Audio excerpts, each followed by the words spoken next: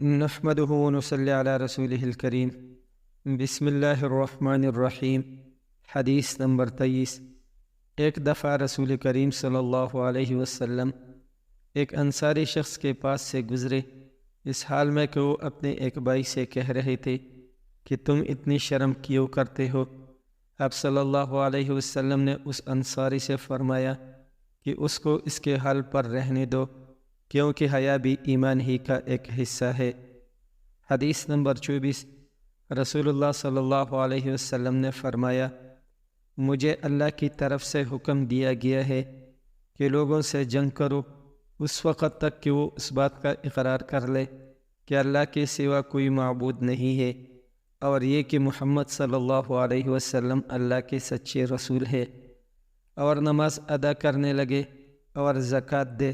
جس وقت وہ یہ کرنے لگیں گے تو مجھ سے اپنے جان و مال کو محفوظ کر لیں گے، سوائے اسلام کے حق کے۔ رہا ان کی دل کا حال تو ان کا حساب اللہ کے ذمے ہے۔ حدیث نمبر 25۔ رسول اللہ صلی اللہ علیہ وسلم نے چند لوگوں کو کچھ عطیہ دیا، اور سعد وہاں موجود تھے۔ وہ کہتے ہیں کہ رسول اللہ صلی اللہ علیہ وسلم نے ان میں سے ایک شخص کو کچھ نہ دیا، حالانکہ وہ ان میں مجھے سب سے زیادہ پسند تھا۔ میں نے کہا، حضور آپ نے فلاں کو کچھ نہ دیا، حالانکہ میں اسے مومن گمان کرتا ہوں۔ آپ صلی اللہ علیہ وسلم نے فرمایا، مومن یا مسلمان؟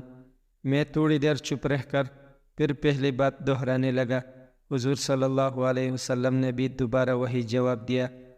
پھر آپ صلی اللہ علیہ وسلم نے فرمایا کہ اے سعد، باوجود یہ کہ ایک شخص مجھے زیادہ عزیز ہے، پھر بھی میں اسے نظر انداز کر کے کسی اور دوسرے کو اس خوف کی وجہ سے یہ مال دے دیتا ہوں کہ وہ اپنی کمزوری کی وجہ سے اسلام سے پھر جائے اور اللہ تعالیٰ اسے آگ میں ڈال دے۔ حدیث نمبر 26۔ ایک آدمی نے رسول اللہ صلی اللہ علیہ وسلم سے پوچھا، کون سا اسلام بہتر ہے؟ آپ صلی اللہ علیہ وسلم نے فرمایا کہ تو کھانا کھلائے اور ہر شخص کو سلام کرے، خواہ اس کو تو جانتا ہو یا نہ جانتا ہو۔ حدیث نمبر 27۔ ان حضرت صلی اللہ علیہ وسلم نے فرمایا، مجھے دوزخ دکھلائی گئی تو اس میں زیادہ تر عورتیں تھیں جو کفر کرتی ہے۔ کہا گیا، حضور کیا وہ اللہ کے ساتھ کفر کرتی ہے؟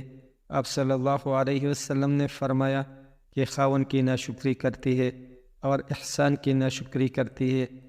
اگر تم عمر بھر ان میں سے کسی کے ساتھ احسان کرتے رہو، پھر تمہاری طرف سے کبھی کوئی ان کے خیال میں ناگواری کی بات ہو جائے تو فوراً کہہ اٹھے گی کہ میں نے کبھی بھی تجھ سے کوئی بلائی نہیں دیکھی۔ حدیث نمبر 28۔ میں اس شخص یعنی حضرت علی رضی اللہ عنہ کی مدد کرنے کو چلا۔ راستے میں مجھ کو ابو بکر ملے، پوچھا کہاں جاتے ہو؟ میں نے کہا، اس شخص یعنی حضرت علی رضی اللہ تعالیٰ عنہ کی مدد کرنے کو جاتا ہو۔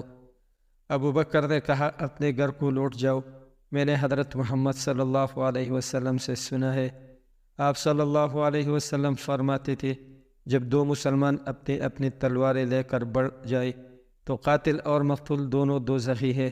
میں نے عرض کیا، یا رسول اللہ، قاتل تو خیر ضرور دوزخی ہونا چاہیے، مقتول کیوں؟ فرمایا، وہ بھی اپنی ساتھی کو مار ڈالنے کی حرص رکھتا تھا، موقع پاتا تو وہ اسے ضرور قتل کر دیتا، دل کے عزم سمیم پر وہ دوزخی ہوا۔ حدیث نمبر 29۔ میں ابو ذر رضی اللہ عنہ سے ربضہ میں ملا، وہ ایک جوڑا پہنے ہوئے تھے اور ان کا غلام بھی جوڑا پہنے ہوئے تھے۔ میں نے اس کا سبب دریافت کیا تو کہنے لگے کہ میں نے ایک شخص یعنی غلام کو برا بلا کہا تھا اور اس کی ماں کی غیرت دلائی یعنی گالی دی، تو رسول اللہ صلی اللہ علیہ وسلم نے یہ معلوم کر کے مجھ سے فرمایا، اے ابو ذر، تو نے اس کی ماں کے نام سے غیرت دلائی ہے، بے شک تجھ میں ابھی کچھ زمانہ جاہلیت کا اثر باقی ہے۔